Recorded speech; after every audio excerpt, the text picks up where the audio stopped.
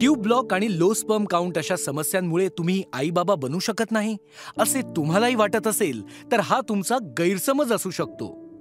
ही गोष्ट आहे सुरतच्या माधुरी आणि योगेशची, एका अशा जोडप्याची ज्यांनी 8 वर्ष अपत्यासाठी संघर्ष केला। गुजरातमधील अनेक हॉस्पिटलमध्ये उपचार केल्यानंतर आता योगेशने महाराष्ट्रातील डॉक्टरांना सुद्धा भेटायला सुरुवात केली होती। पर्यायच नव्हता। 8 वर्ष काही थोडी असतात का? आता धीर सुटत चालला होता। त्याच वेळी धुळ्यातील एका नातेवाईकांनी त्यांना रोहती आयुर्वेद उपचार घेण्याचा सल्ला दिला। त्यांना नुकताच फायदा झालेला बघून योगेशने लगेचच अपॉइंटमेंट बुक केली आणि 9 जून 2023 ला नाशिक सेंटरला दोघांनी पहिल्यांदा भेट दिली। डॉक्टरांनी त्यांची डिटेल्ड केस हिस्ट्री घेतली। खाण्यापिण्याबद्दल, दिनक्रमाबद्दल बरेच प्रश्नही दोघांना विचारले। 2 वेळा IUI आणि 1 वेळा IVF केल्यामुळे रिपोर्ट्सचा ढीगच लागला होता।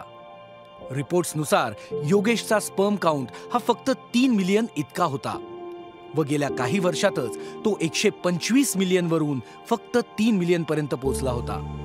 काही वर्षातच इतका स्पर्म काउंट कमी होण्यामागचं मुख्य कारण डॉक्टरांनी त्यांना सांगितलं। कारण ऐकून तर योगेश व माधुरीला आश्चर्य वाटलं।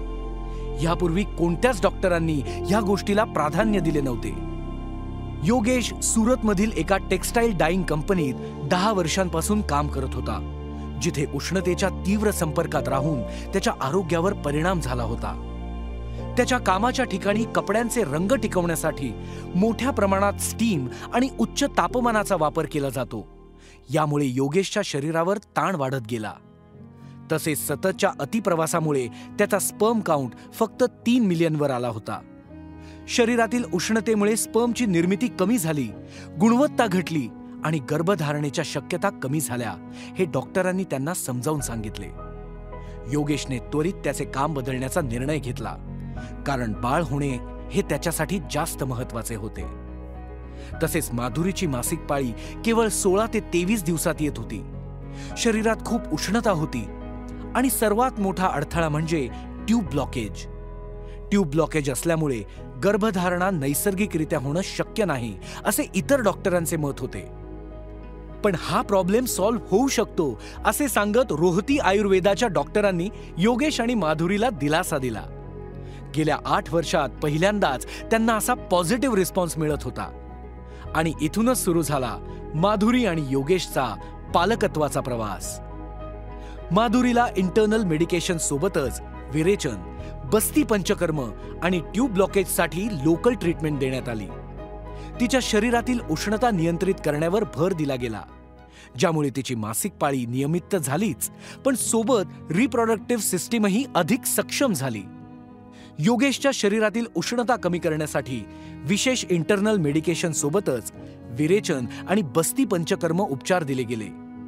योग्य आहार, औषधी आणि पंचकर्म उपचारांमुळे स्पर्म काउंट सोबत मोटिलिटी सुद्धा हळूहळू सुधारू लागली।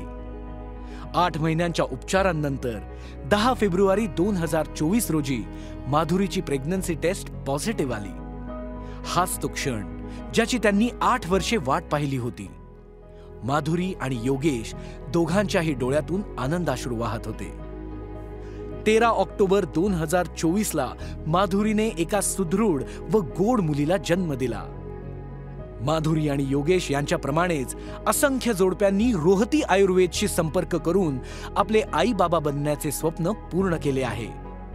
तुम्हालाही गर्भधारणेसाठी अडथळे येत असतील तर आजच रोहती आयुर्वेदशी संपर्क करा।